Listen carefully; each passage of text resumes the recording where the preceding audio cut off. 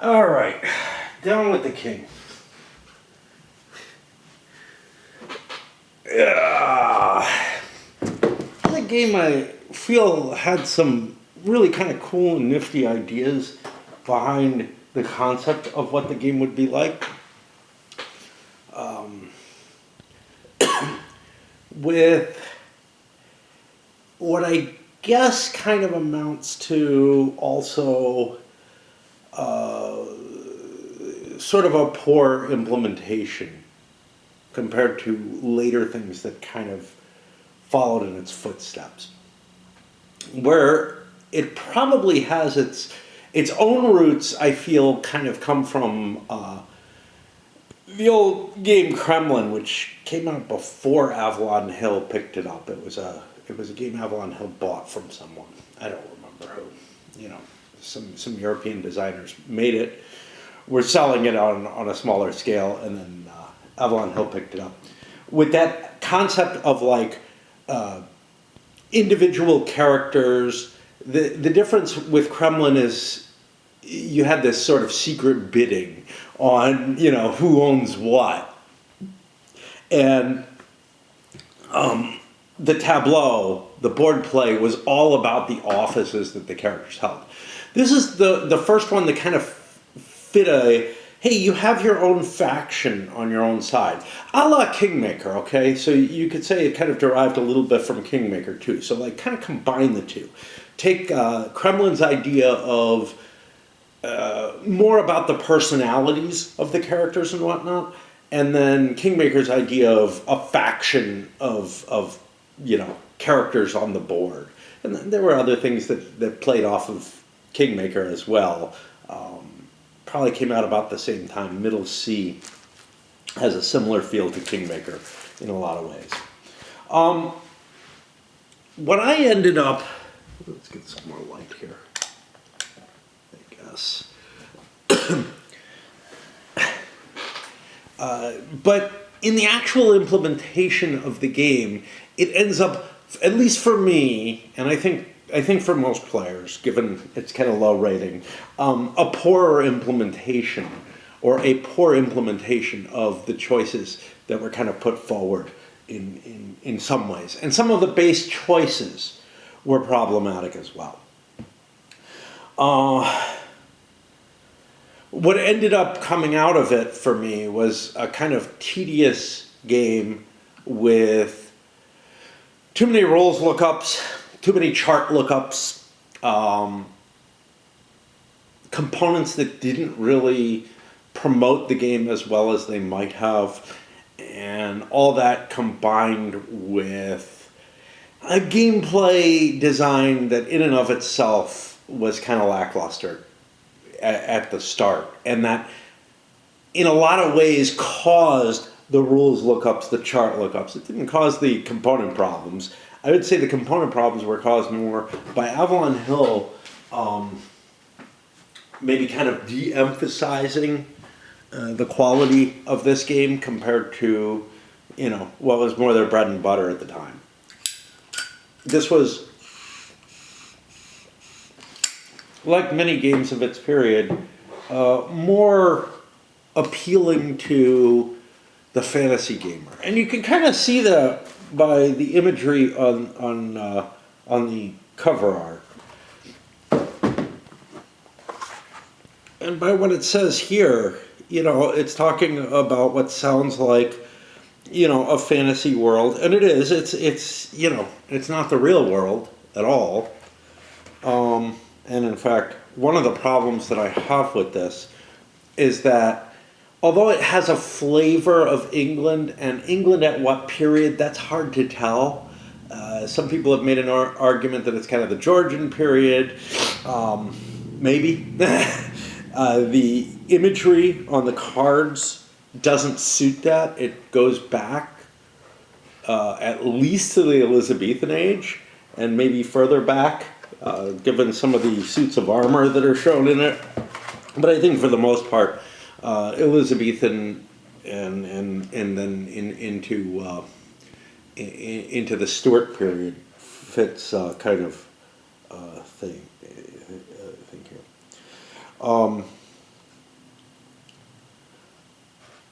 we'll take a look at the back of the box a little later, because some of what it's trying to do is expressed there, and there's no designer's notes or anything like that.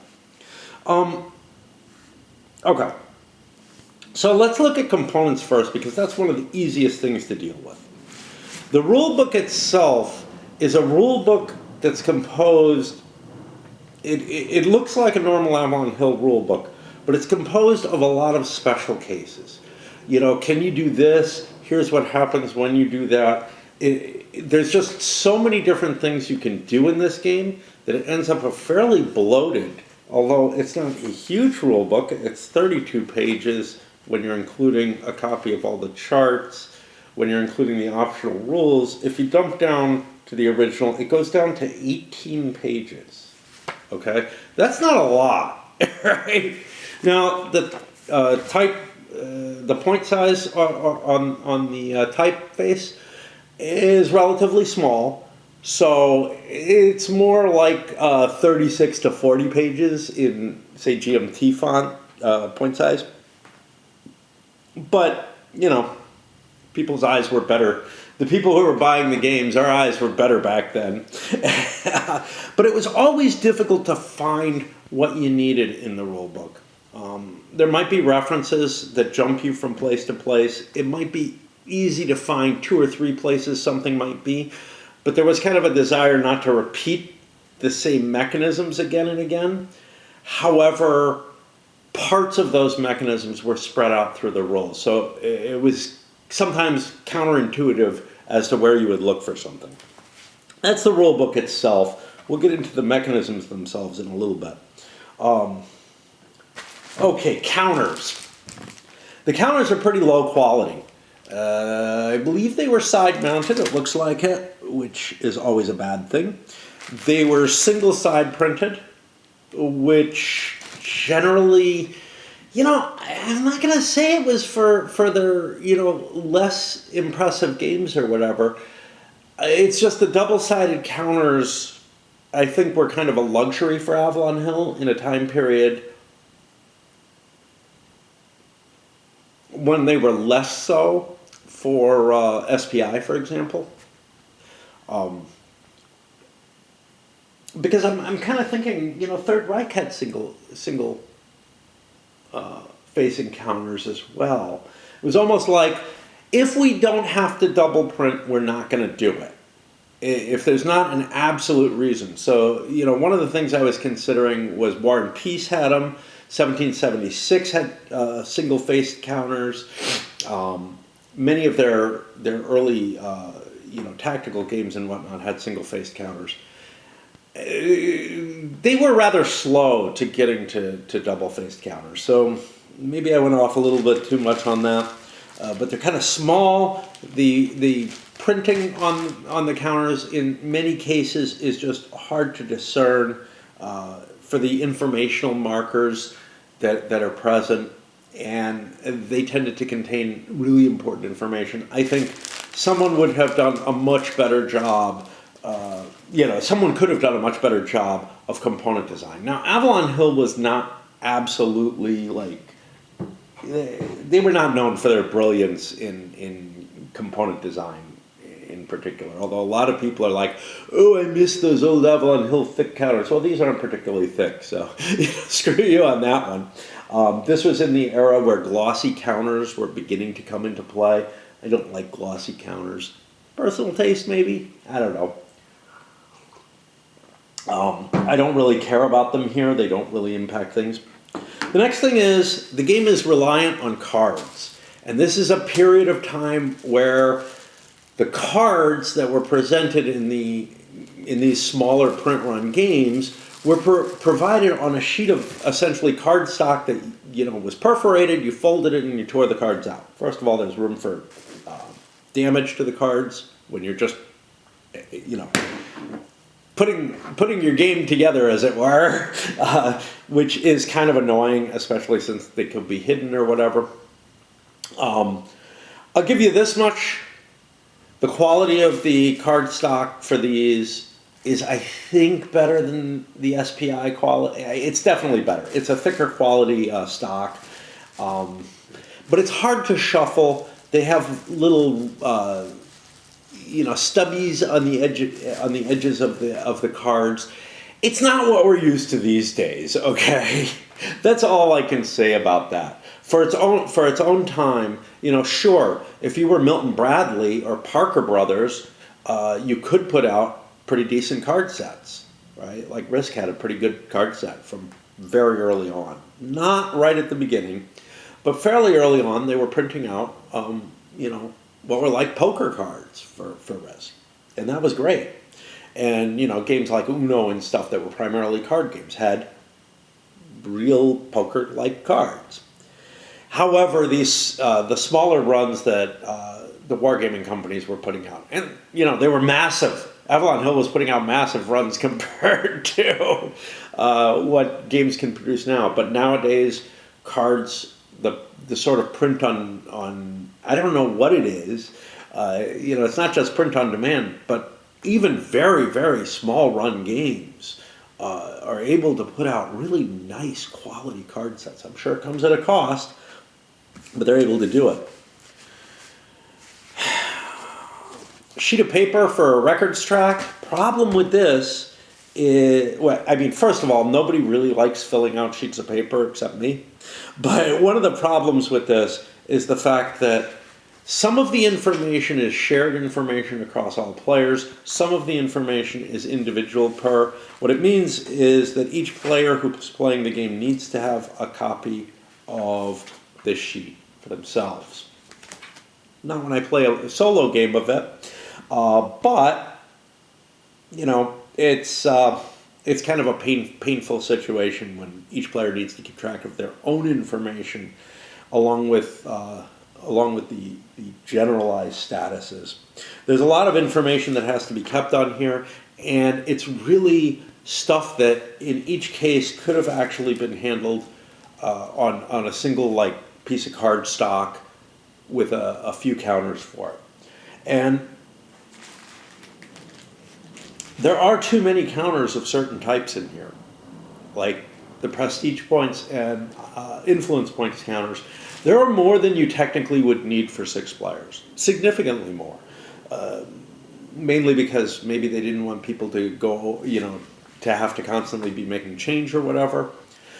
But they could have found more room in terms of making the counters necessary, and certainly making another piece of card stock as not a player aid, but as kind of a card that keeps track of all the players' information that's being kept track of on here, would have been a better solution, in my opinion, at least.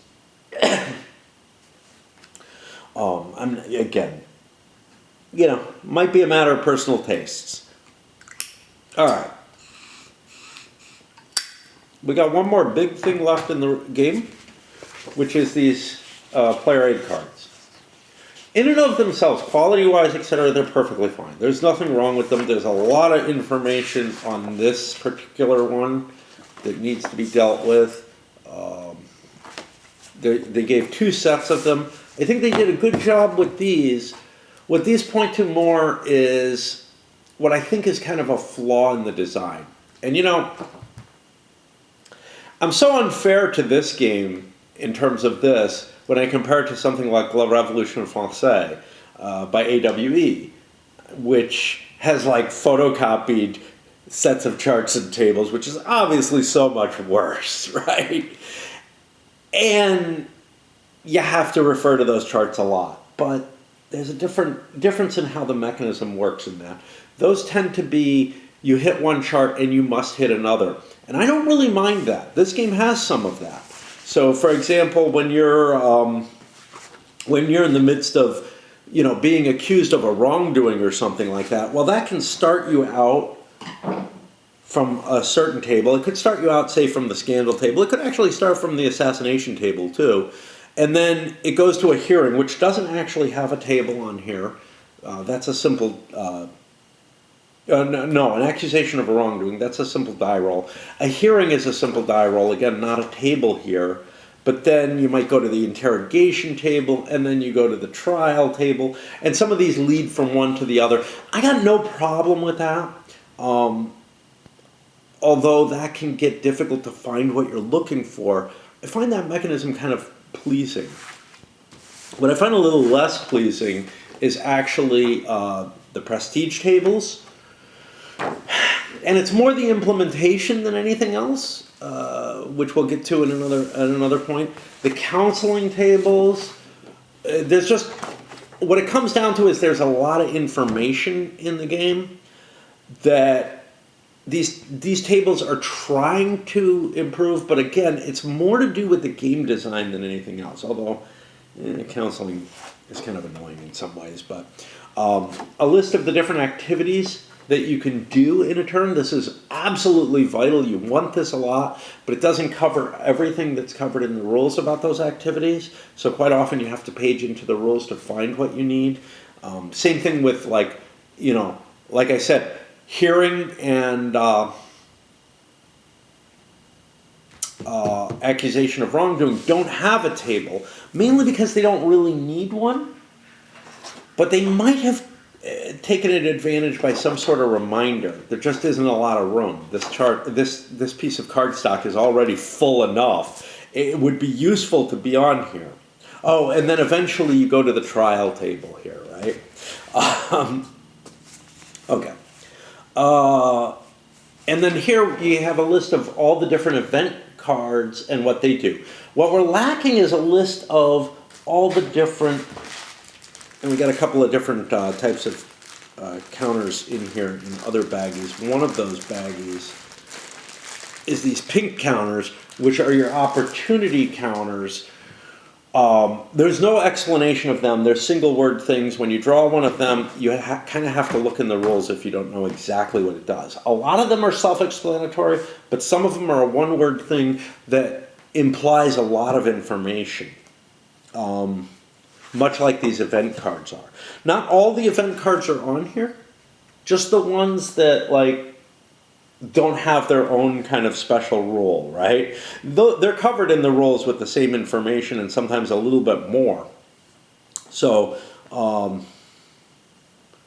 let's see. Let's look up the intrigue. It's got to be on here. There it is. May be used as an intrigue opportunity counter, says it right here. That's an important piece in the rules. Here on the activities chart, there was a case where, one thing that I found where it's like, there's certain things that you do where it says you require an intrigue opportunity counter. It would be kind of useful to say or card. Some places it does. Intrigue opportunity card says intrigue opportunity counter or intrigue opportunity card. Elsewhere, here, under conducted assassination, intrigue opportunity counter and assassination event card. Okay, that's giving me an implication that maybe I can't do an assassination or a seduction or these other things unless I only have the counter. But then I have this under the intrigue card that it may be used as an intrigue opportunity counter. If it had said instead, may be used to perform the intrigue in an opponent's card activity, that would be a different thing. As it is, it's left in a position where it kind of, feels like there's some ambiguity, like they could have nailed it down and gotten it right. One way or another, they left it so that I've got questions. But I think I did it right. I think it counts as the counter, and it's kind of a useful card to hold because it can be very powerful to changing the game. Okay.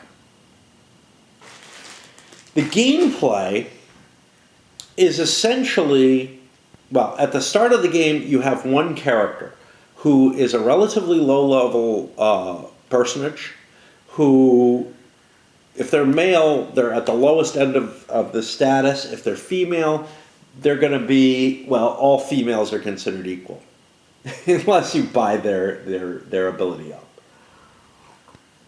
I need to pause. I need another pipe. I'll be back.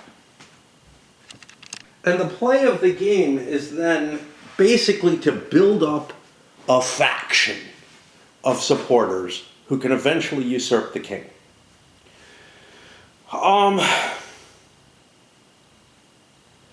The only time that I can think that the only times that I can think that there was that sort of situation in England, you can look back to certainly the Wars of the Roses. That would be a good example period, and I feel like that's the one that links the most strongly to what the game is like. Where else could you look to? Maybe throwing back a little bit towards... because by the time you get to the Georgian period, right, which some people have argued, well, it's got King George, Okay. By the time you get to the Georgian period, Parliament is beginning to become a really serious thing. But the Wars of the Roses, well, the usurpation mechanisms had a military aspect to it. The game does have a military aspect to how the usurpation is handled. So it's just very abstracted. So that's fine. Earlier periods, you look at things like Simon de Montfort, Richard II period, whatever, and you're starting to see, there was a certain, in a period of the late medieval era, and that goes up to the Wars of the Roses, I guess, you do have, even sort of high medieval, you do have a certain amount of this kind of attempts to maneuver and jockey to change the king. One of the problems that I had with the game as a whole is that it doesn't really correspond with any of these. In every one of these cases, there was a reason for wanting to overthrow the king. So kind of the victory conditions, the whole goal of the players and everything, is all about something that never really existed in England or any other country that I'm familiar with, where you had this kind of jockeying to overthrow. The closest that it comes to me is parts of the Roman Empire period, but where you're really just talking about who the Praetorian Guard would accept more than anything else. It just, again, it doesn't really mesh. So to me, the actual goal of the game and how the mechanisms play together, and this is actually a big deal, doesn't correspond to anything that I'm aware of in any kind of historical context.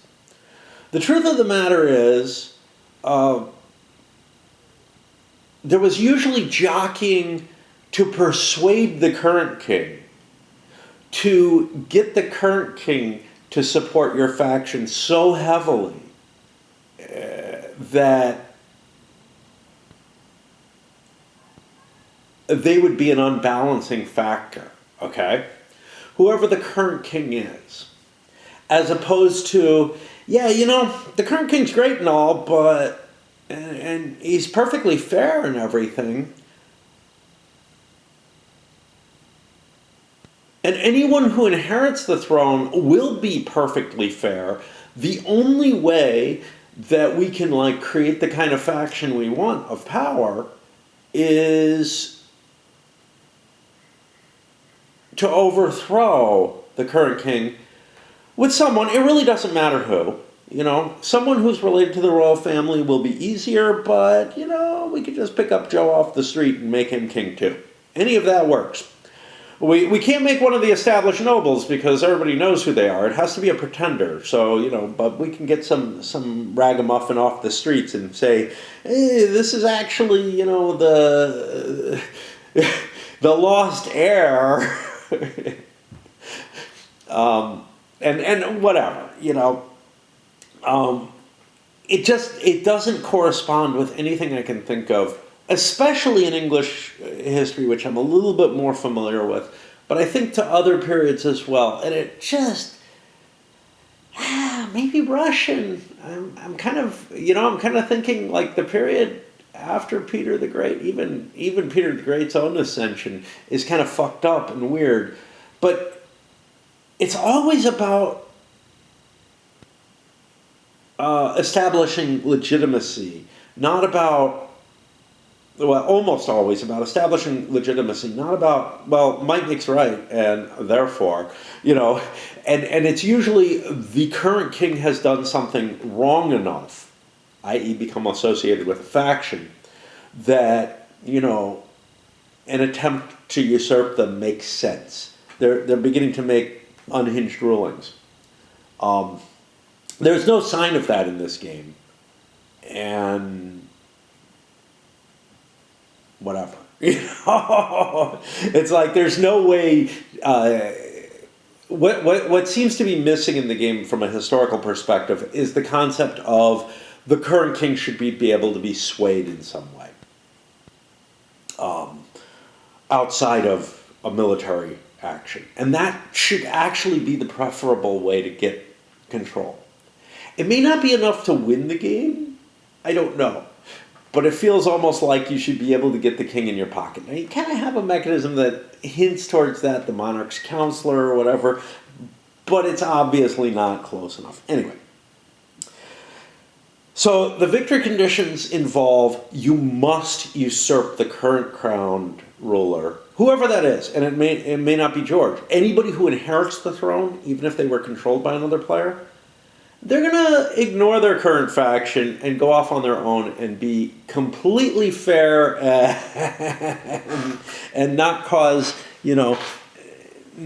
not be an additional cause for the usurpation. Or actually, they may be completely capricious, and therefore, the nobles all want to overthrow them no matter what. How do you do this? Well, there's a lot of randomness going on in the game to kind of set up what happens. At the beginning of the game, characters are kind of randomly assigned offices, none of them being the player character. And there's a huge pool of characters who are unaligned, and each player has one character. At the beginning of each turn, you randomly determine who's the first player. The first player is going to have a bunch of advantages throughout the turn. They might have some disadvantages, but they're pretty minor if they do. Overall, I think that they mainly have advantages. Then the first player essentially gets to buy any offices they want, followed by the next player in line, etc. The first player puts up an office and says, hey, does anybody want to... They say, I want to buy this, and they take it. Or they open it up, and each player in the line has the option to buy it. Again, one of the advantages to being first player. Then any political problems that are currently unresolved are going to be dealt with. And the way that's handled is the current office holder in charge of fixing that problem rolls some dice. There's modifiers that different characters in the game have, including that office holder. And they see if they can resolve it. And that's kind of important because if political problems last, the monarch's support will drop. Whereas if political problems are resolved, the monarch's support goes up. And the monarch's support is an important part of the usurpation value of the current king. How much they're able to resist being usurped. Now see, some of what I've said about the historical situation, you could say, well, look, there's a hand-wavy explanation involving the monarch's support, which is you can't usurp a monarch until their support gets low enough. But the thing is that the players, and this has to do with intent and everything like that, the mechanisms of a game create the mindset of the players. The mindset of the players, to me, should reflect in some way the mindset of the actual actors on the scene. You're actually playing a specific character in this. And their faction, okay? You control their faction. But you really are one character, and you can order people to do things. The mindset doesn't match, right? It's not, oh, the monarch's support is getting low. I and other people are unhappy with what the monarch's doing to the country. Now I'm going to think about revolting.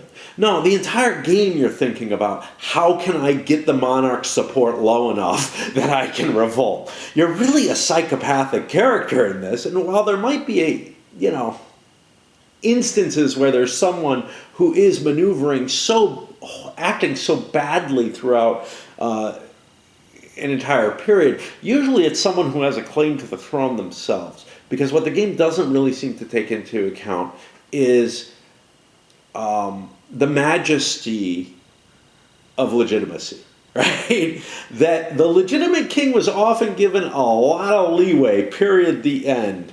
And nobles and whatnot would have high hopes at the beginning of a reign and whatever. And it would take quite a bit to change their mind to where they have to usurp.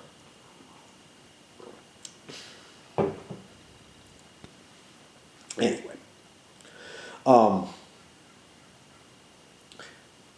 Then you get to the crown events phase, which is simply a roll on a random table at the beginning, at this point in the turn. It always confuses me because it feels like it should be the first thing I do.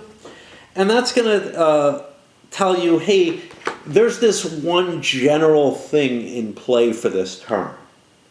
And that can span a number of things. It can kill off a random royal. It can cause famine, which limits players' ability to do things. It can cause intrigue or scandal, which cause bonuses for the first player, kind of at random, and also create an atmosphere, which is of some value. Now, this might be an interesting thing. First player might be defined by whoever has the most influence with the king, because it has some random advantages. It can cause a plague, kind of like famine. It causes issues. I think plague actually just kills off a bunch of random people. And it can cause political problems. And finally, it can cause a court ball, which just, again, like the intrigue and scandal, it doesn't give an advantage to the first player. It gives everybody an opportunity to roll on this table, which might be good, might be bad. And then it creates an overlying situation that you can counsel the monarch on. Okay. Then we go to sort of, I guess, the meat of the game, which is each player gets a turn. And on their turn, they get three things. They get an opportunity counter, which could cost them their turn. It's sort of it's really a random events counter, okay? In some cases, it gives you some opportunities, but overall, it is a random event. And you get a random event card, which I would say is more like an opportunity card. It could be a card that you hold. It most likely is a card you hold that you can use for something. You've got a limit to your hand size. In fact, all the cards are cards you hold. You're not allowed to discard them or anything unless you're over your hand limit. And there's a whole sequence of different things that could be on those cards. They could give you support for a usurpation. They could give you sort of gameplay effects that bonus a specific character. They could allow you to perform certain actions throughout the game. They could be modifiers to various different things, and often they're modifiers to multiple various things. I think that's most of them. There's also the extra activity, which could also be... So some of them duplicate some of the opportunity counters. But overall, I feel like they're opportunity cards and event counters. They just misnamed them. But anyway. And then the final thing you get is a number chip, which I've already bagged these. But there's these blue numbers, which correspond with all the non-royal characters in the game. The royal characters are in the event cards, giving you an opportunity to muster that royal. These work in a fashion that, is there anything else like it?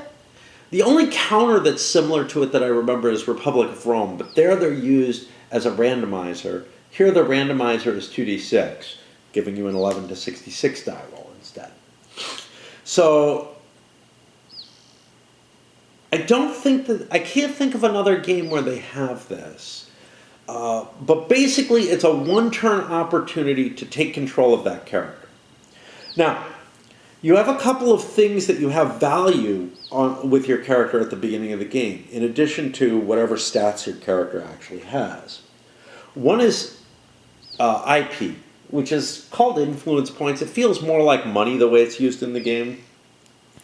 You spend it to do to obtain other things, to allow you to roll on certain tables, stuff like that.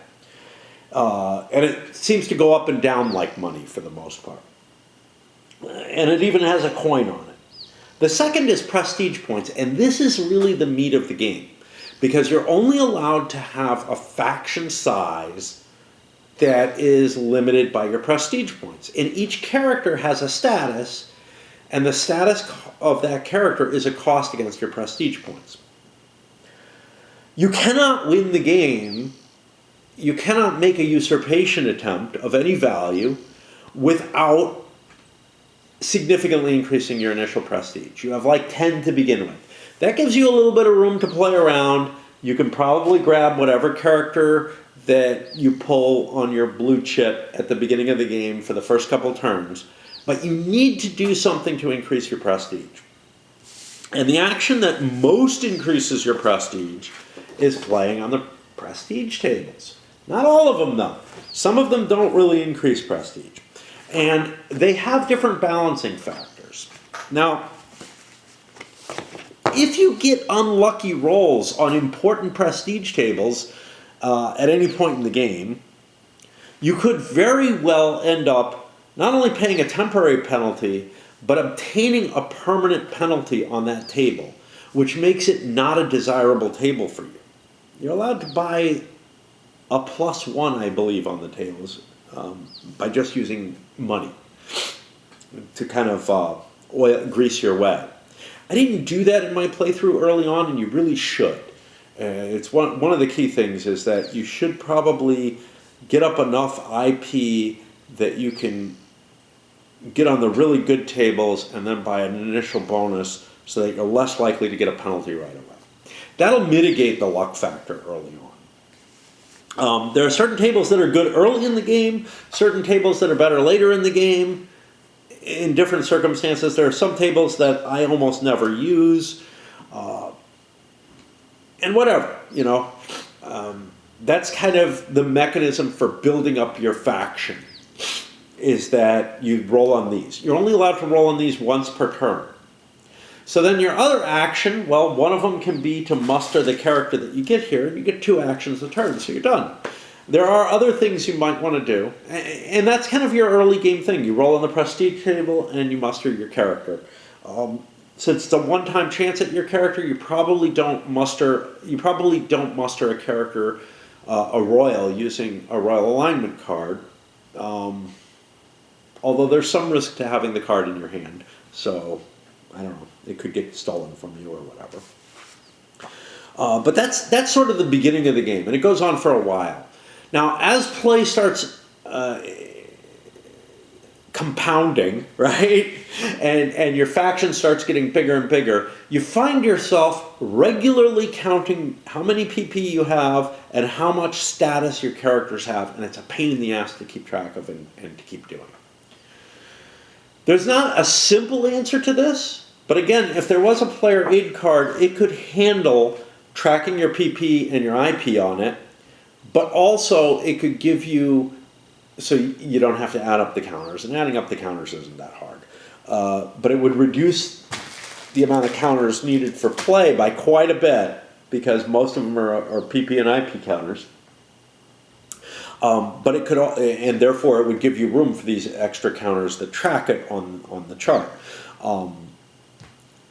But you could also have a tracking number for how far, and you could actually have one of these cards per player if you saved enough counters and whatnot, probably. It could be small, you know. I could actually make these, and you know, there's components you can make to make this game easier.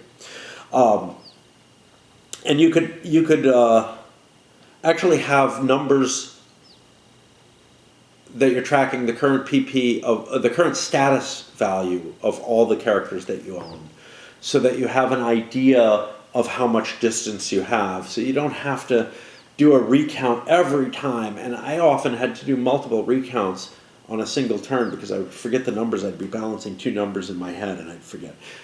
That has more to do with me using the camera. That has more to do with me using the camera. I probably repeated some of that.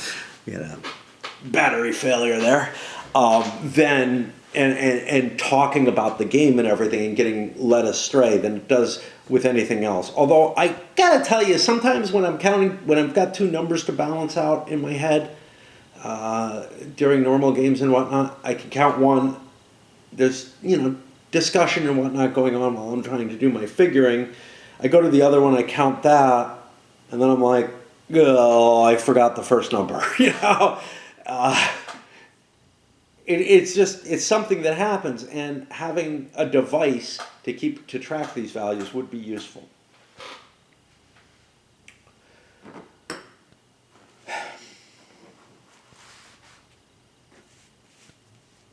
You have a bunch of other activities that you can do, some of which, most of which you don't do very often. First of all, they have very limited, a lot of them are just not available to you most turns. You have to draw the right opportunity counter or have the right card in your hand. They also don't immediately do what you need done. Right? In general, throughout the game, you're following a certain pattern, which is, for a long time at least, consult a prestige table, muster your character. Eventually, though, those purple counters run out, and you start getting an IP each turn instead of drawing a counter. And at that point, well, an important thing has happened. Once those counters either run out completely or start to run out, the number of neutral characters has been reduced significantly, which means all those characters are going to add up and count towards the current neutral monarch's support value. So you have to play quite a bit of the game and basically run out most of the characters to get to a point where anybody is able to do a usurpation. There's no easy line to this. Only your own faction will support you. No matter how unpopular the current king is, those neutral characters are all steadfast in his court. You can almost look at them as an extra faction beyond the player. And you could actually, if you start to look at it in that light, that the four players hate what the king has been doing. He has been ruining their families' lives. And it might actually happen that way from some of the charts. Everybody has a vendetta, and the idea is to find other people. And the number counters that you get are the counters of people who have been, like... What you can look at is that no matter what, whoever a legitimately placed king is basically going to be capricious and insane and piss everyone off. Because every turn you get as a player, you get an opportunity to recruit a new player to the king must die factions. And there's four of them. Again, it's just this it's this insane world, right? It's not one that feels at all like any kind of reality. Now, I got my arguments about Kingmaker as well, where it's like, it doesn't really break down into, yeah, I'm on the Lancaster or York faction. It's again, I'm on the my little faction, and we're going to destroy the other factions. There really should be a mechanism in that game that makes it more of a two-player game. Not really, more of a two-sided game, right? Where you actually are supporting one faction or the other mostly. Rather than, again, like in this game, trying to get your own heir in charge. This obviously derives from one of the biggest flaws in Kingmaker, which is the goal. You want to be Neville, and you don't want to support Neville. essentially, is, it does not comport with any kind of reality. Kingmaker's more problematic because it's not a fantasy world. This could be a fantasy world with things and people that have, behavior that just doesn't match what human behavior does. You can pretend they're aliens or something. I don't know. Okay.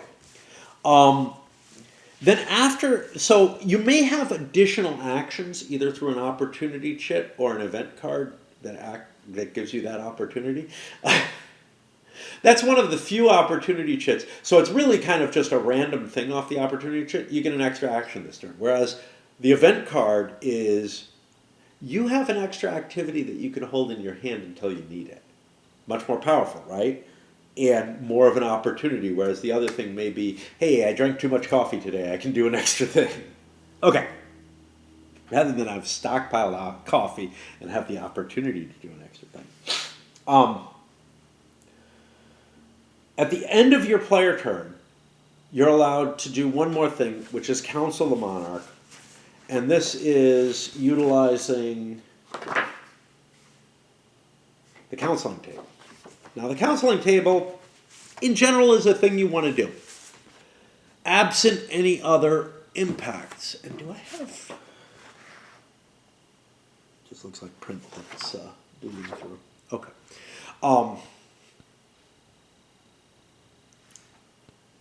It's generally a free activity that may give you, I think, some IP, maybe PP. No, I can give you some PP. And remember, that's what you're trying to grow. In order to do it, you either need an office or you need to be a monarch's counselor, which is something special. It comes off an event card because it's an opportunity that you hold in your hand. But each different political problem and each different general crown event has its own counseling table. And when I say general event, I'm talking about something like the court ball or the intrigue or the scandal. And then the problems fill up the rest of them. Now, many of the ones involved with problems, people holding certain jobs and certain characters have a capability to modify your die roll on it, which means you might not want to counsel in that particular thing, and because you might have too many penalties and you don't want to pay the price of a bad roll. You might, on the other hand, have a lot of benefits and be able to almost assure yourself a good roll. So that's one thing to keep in mind. Some of them have an impact, a play effect, like get somebody out of a job, or make people discard a certain kind of card, or something like that. Most of them don't, but it's a small majority that doesn't, right? So a fairly significant number of them give you some kind of impact that you can take into play. And this is just something you generally want to be able to do, and it's usually pretty advantageous to you. The one thing I haven't talked about is usurpation. During your player turn, which can be at the very end of it, you can do a usurpation. And what you do to calculate the usurpation is, for your own value, you have to have a royal character aligned with you. You can either have one that you aligned through an event card that you held in your hand to use later as an opportunity. Or if you don't have one that you picked up that way or through some other mechanism, seduction, treachery, whatever, you're able to utilize Thomas the Pretender. Thomas the Pretender is the worst of all possible options to use, but if you don't have anybody else, he is what you use. You're not allowed to use... He may not be the worst of all possible options to use, and there's reasons for that. He may not be used if you have another royal, other than Jane the Mistress, who isn't really a royal. She's just like a modifier to royals. Okay. That's the first thing you do, and that character will get a die roll times some multiplier of points towards usurpation. Your own status rating and the status rating of all characters that you control, except for the royal that you're trying to put on the throne. And remember, this has to be basically under your PP level, or equal to or under. Add to this value. This is going to be a big mass of points. And then any support cards that you play. And once you play them, they're no longer in your hand, so they're no longer a problem. But you're not allowed to play them except during a usurpation. And each of those is basically a die roll, followed by a multiplier. Certain characters and jobs give you improvements in that, as do certain situations in terms of political problems and stuff like that. They can increase the multiplier. So you have this score. And the monarch's own score is based on his own usurpation value, which again is a die roll multiplied, and the status rating of basically all of the neutral characters that are out there. I'm gonna go around some of the things, but basically at the beginning of the game there's no chance of anybody going for a usurpation because there's just too many points out there. It's not who's the best player, who's the strongest player at the time. There is a limit that you have to exceed. You basically have to get past a certain point in the game where most of the characters are out already. And then there's a bonus based on the support value. And that can range from plus 40 if the support's at its highest, all the way down to negative 25 if the government is in crisis. So once you either get most of the characters out there in a government that's teetering, or all of the characters out there pretty much, you'll be able to usurp the monarch. And the player value may be higher than what the monarch is likely to have. The monarch doesn't get any support cards. That's a big difference. Now, once a monarch is successfully usurped, the player gets to control that new monarch. And they have some game effects by controlling them, but the biggest thing that they have is they have to survive 3 turns with them. Their own usurpation value is determined in defense, much like their usurpation value was for trying to usurp the monarch. The only difference to that is really that the monarch's support value is now added to the player value. When a new monarch takes the throne, regardless of how they get there, through usurpation or otherwise, the support value is randomly determined. It could end up very, very low, in which case you're very vulnerable. It could end up very high, in which case it's going to be really hard to dislodge you. Okay.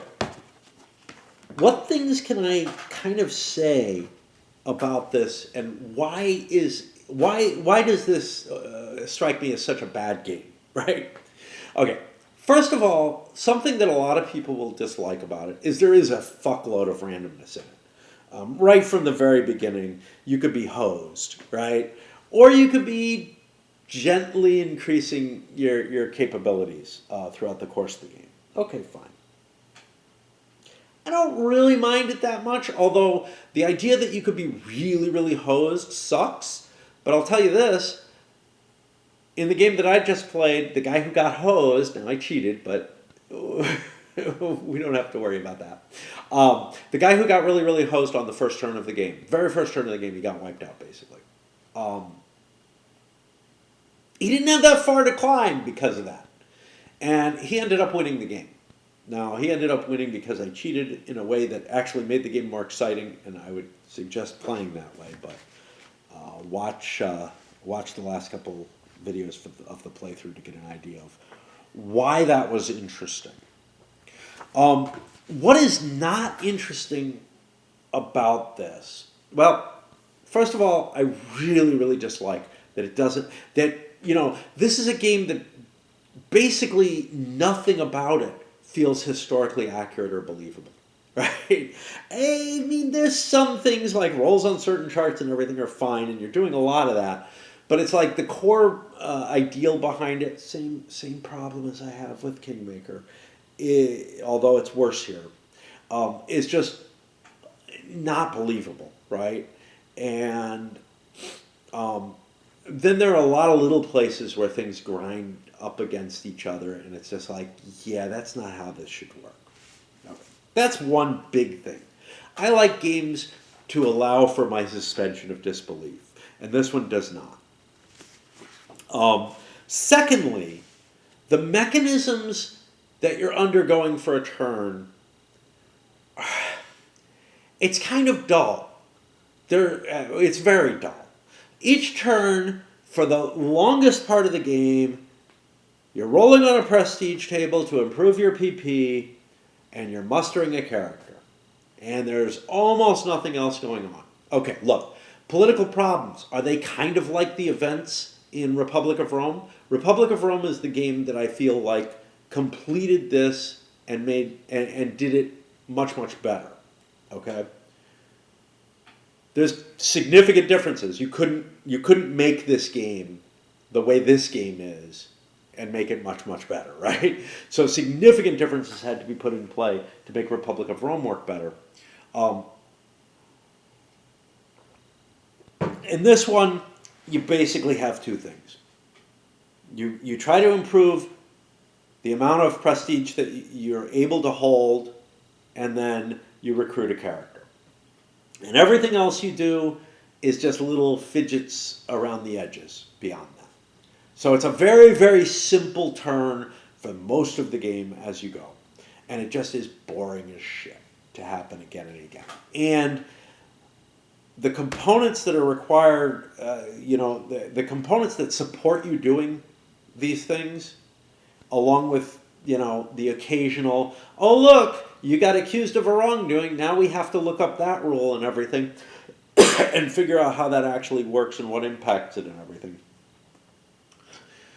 They don't support it very well.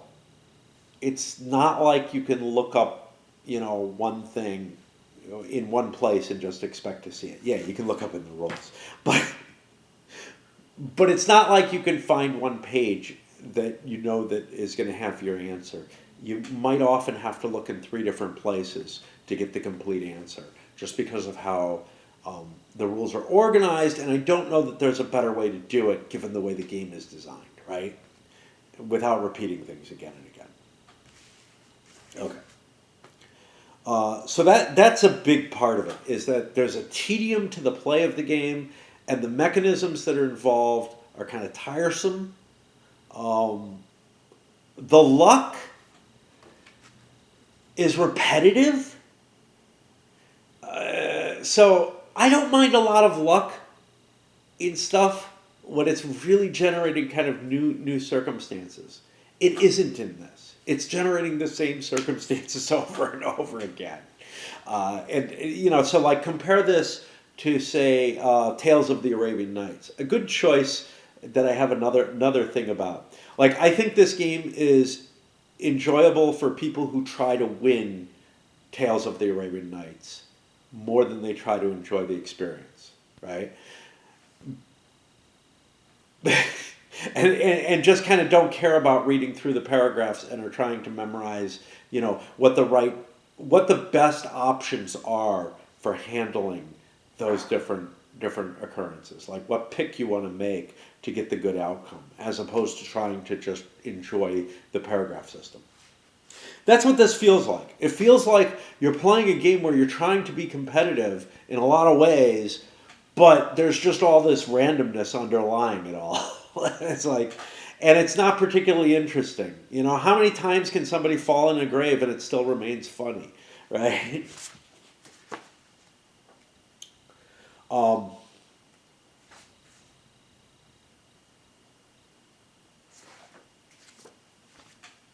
And so, yeah, that's the basic for me, is that it's sort of this tedious, random, non-interesting story that gets developed out of it, that doesn't link well to history, that the components don't fully support, Now, at the very end of the game, it gets interesting. Or it can. When the usurpation starts happening, now it's cool because somebody has a capability, they can reach the usurpation and they think they're pretty safe in trying for it. They go for it. Now you've got 3 turns of kind of rover play, taking a Rail Baron term, where everybody has a chance to knock you out. Everybody has to build up and prepare themselves to knock you out. If they don't knock you out one way or another, you're going to win the game in 3 turns. That gets kind of cool, okay? And under the game as written, they can knock you out without the optional rules and without me cheating in the optional rules, more importantly. They can knock you out by counter-usurping you, or pretty much by assassinating the king, the royal that you put in charge. The usurpation, well, a lot of that depends on what your initial die roll is when you take over the throne. Because if you get a 12 on that or an 11 or something, you're going to have such a high monarch support that unless another player is just incredibly stronger than you and you just didn't have a chance anyway of facing them, right? But if players are relatively equal, a good high roll on the monarch support, that's going to be really hard to bring down. A low roll on the monarch support is actually going to benefit people, so a weaker player could actually take you out at that point. So again, a big random swing thing here, which again, I don't mind, but some people would really hate. They've worked so hard, they've gotten lucky all game, they've managed their uncertainty to a point where they were able to come out 30 points ahead of everyone else, and well, gosh, the usurpation chart says I lose 25 because it was easy to drop me, Or somebody takes a risky chance where there's someone else more powerful and, oh look, I get plus 40 because I rolled a 12 on the monarch support. Doesn't really bug me. I don't mind it, but I can see where people would. The next thing is you can try to assassinate the monarch. Now, you can try to assassinate the player, and that will have a huge effect. If you assassinate the player, they lose basically half their faction if they're up around their PP limit. Which means now they're targetable, and you can usurp against their monarch, which is another option. If you try to assassinate the monarch, that will put a random monarch in play, and again, whoever gets the next usurpation chance, and that's probably you, because you can do it during your turn, gets a shot at becoming the next monarch. Presumably a weaker one, but who knows? I don't know. It depends on what's in play there. Now, the final thing was with all the optional rules, well, actually without the optional rules. The optional rules add to your opportunities for this. You can use treachery to steal a monarch without any resistance. The game rules say you can't do that to a FARC monarch. If somebody puts the monarch in play, you can't then take control of that monarch through seduction, which is an optional way you can do it, nor through treachery. Kind of makes sense because these are indefensible choices, right? Like, if you do a treachery against someone, there is nothing they can do to prevent that. And you just take that monarch. Now, you have to have enough PP to hold them, but there sort of is a way to oppose them. You can usurp against them. If you were powerful enough, if you're the more powerful player, you can still stop them. All it does is stops the situation where that 11 or 12 or whatever is rolled on establishing support, and the players were kind of close, and that's just too much to overcome. Tendency is, from the plays that I remember, that the players don't end up close. That one person ends up ahead of everyone else just through luck, to such an extent that they can't be stopped. But you can assassinate them. You can assassinate their player and weaken them significantly. So yeah, they can be stopped. There are opportunities. It's just you have to draw the intrigue chit to assassinate, or have an intrigue card in hand, as well as an assassination card.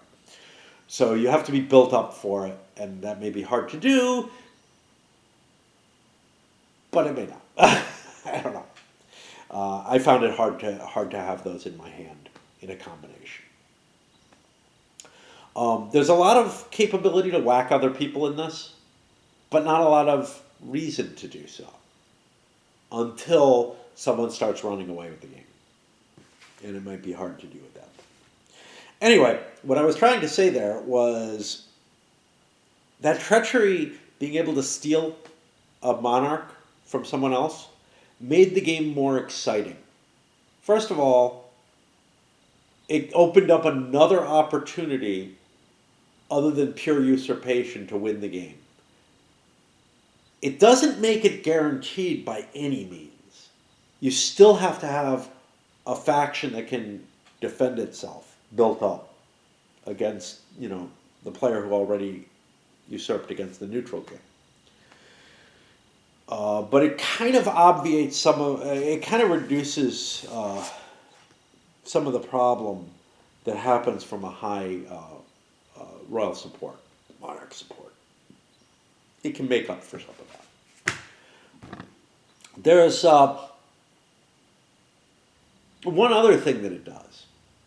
It creates a situation that feels more like at least some of the historical situations.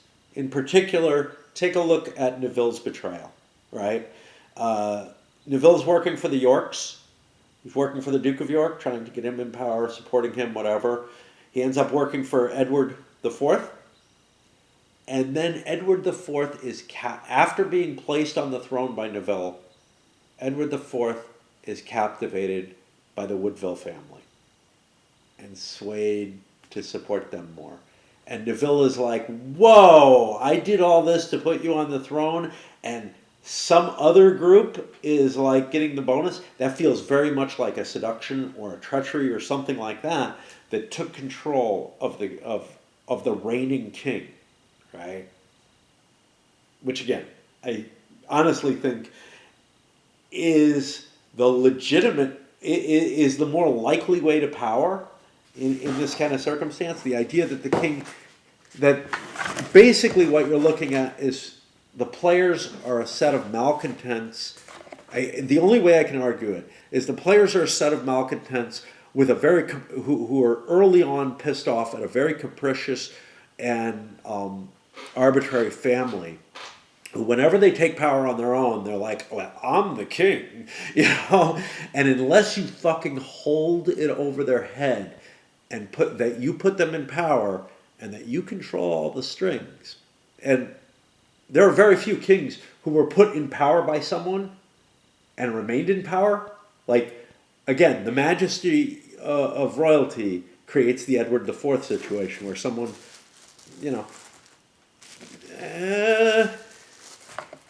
they are not happy necessarily with the person who put them in power. They feel like it's gone over their heads.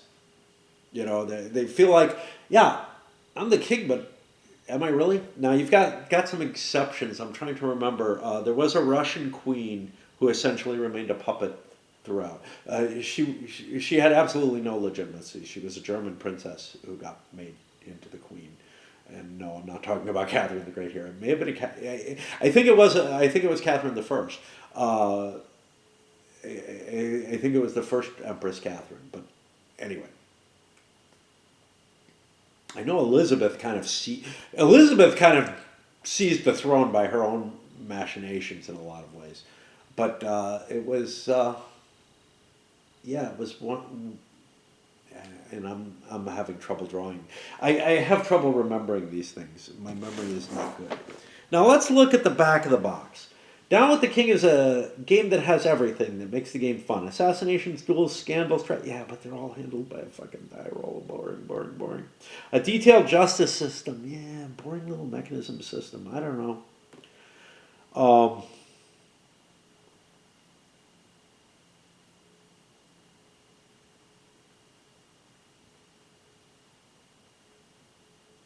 if intrigue and treachery are what you know best, it doesn't feel like the players are involved in the intrigue or treachery. They have cards that say intrigue and treachery on them.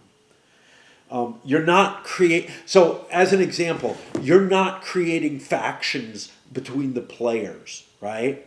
And this is the one thing that I do like in Kingmaker is the optional parliament rules, which allow you to create governing factions, which feels more realistic, right? You have a player who's very powerful who can offer a weaker player, look, I'll give you as much as I'm taking, and I can make this deal with anyone. Do you want it? Versus the concept of everyone ganging up on the guy who's in the lead, or whatever. And these different kinds of factions create, and they feel much more like a politicking and intrigue and all that. It doesn't feel like you're doing that here at all. What it feels like you're doing here is, trying to optimize your chances on random tables and whatnot. And it does not feel like I'm doing any intrigue or what else do they say here? Intrigue and treachery. There's no backstabbing. Because you don't make any deals. You can't backstab. There's no treachery. Now, the key interesting thing, though, to do would be to try to figure out a way to make intrigue and backstabbing apply to that ruling monarch at the beginning. That's the game that needs to be made. And I don't know what the secret sauce is to make that game, right? Like, to make the game where you're committing some kind of support to the current king to get support back from him, and then you betray him. What's that about? And I don't know. I don't know. But something, it may involve a player starting out as the monarch, and the intrigue and deal making and everything happening within that framework. I don't know what that game would be. I haven't seen anything like it that triggers me on that. Now compare this to like Republic of Rome. Again, I think Republic of Rome is the well-known game because I like Founding Fathers at least as much as Republic of Rome. Probably more. Republic of Rome is the game that took this idea of individual character cards and whatnot and trying to boost your own faction into power. Well, there you don't have lèse majesté, you don't have the concept of a ruling king and a rightful position and all that kind of idea behind it. What you have there is squabbling political parties. It is a political game where, and Founding Fathers is as well, where you're trying to increase the size of your faction and create something that has the power politically in terms of total number of votes and whatnot to get yourself certain offices, positions, places where you can shine militarily, all kind of stuff like that, and get more importance, and the prestige actually increases essentially in that game, as does popularity. But your prestige in that game is the big deal. The characters increase to a level where they either just win the game by becoming the first man in Rome, or they're in a position where they're able to try to usurp the Republic and throw the Republic as a whole down. That's a game that works with a similar model, but very different in a lot of ways. That's a game where events happen to Rome and you react to them. You draw a card and it's like, oh look, Hannibal's out there and he's threatening us and he's pissed at us. You draw a card and you're like, oh, there's an opportunity for this. Characters aren't just, you don't just randomly get an option to get a character, limited by your PP, of course, which is the only thing that you're trying to increase in the whole game, and hoping you get the right cards, characters, and whatever to fulfill that. No, in that game, you draw, and if a character comes up, it's a random opportunity that gives you a chance to get someone, but everybody's got a chance to throw money on that character and prevent you from getting them, right? It's a very very interesting game compared to this, and the mechanisms, the play of it, and everything are just so much more exciting. The thing about this is this came earlier. This was sort of a prototype of it. Now the cover again, it looks very fantasy-like to me. Nah, it may just be the art style more than anything else, you know.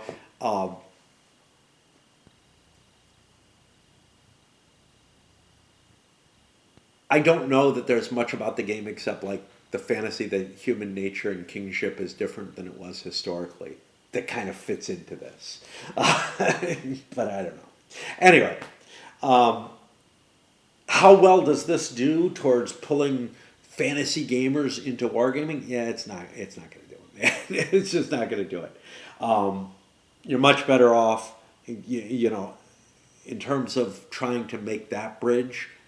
The people who got that right were Iron Crown Enterprises by getting the Tolkien license, and being able to, you know, put games out on that. TSR sort of managed to do it. They put out some war games based on, they put out the Battle of Five Armies, but they also put out, and I don't know how I don't think they had to get any rights for that. Knowing them, they probably didn't. And they also put out, I think, you know, some fantasy themed games to try to link into what D&D did, but I don't think they did a very good job in getting those out. SPI tried to put out fantasy themed games. They didn't really do a great job of hooking the average gamer. Part of the problem being that SPI games just, at least in my area, they were a lot less visible than Avalon Hill.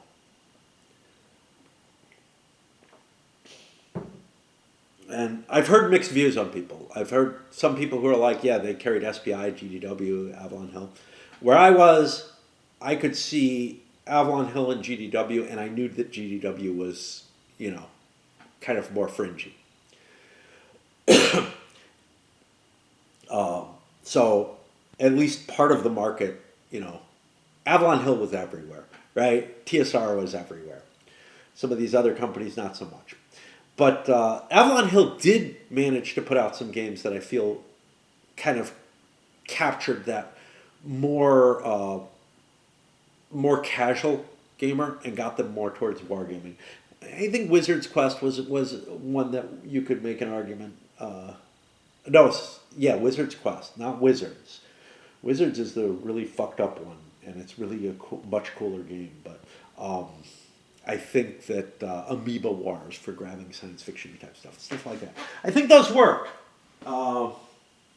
as well as they could. The problem was that the role-playing players were not interested in translating over to Hex Encounter war games. That just didn't appeal. They were willing to play some of the things that appealed to them, right?